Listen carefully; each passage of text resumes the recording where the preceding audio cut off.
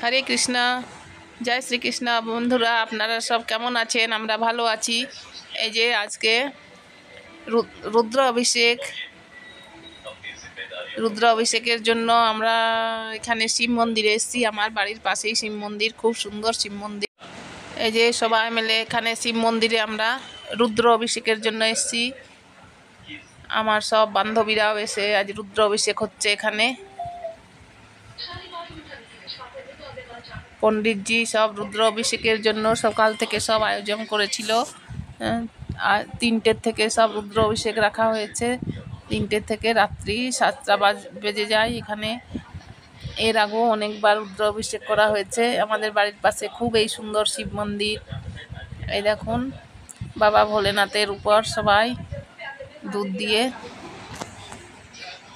শিব মন্দিরে অনেক কিছু আজ জোগাড় হয়েছে। এই দেখুন, এই যে রুদ্র অভিষেকের আজ দুধ ঢালা হচ্ছে। এখন শিবের মাথায় ভোলেনাথের অভিষেক হচ্ছে।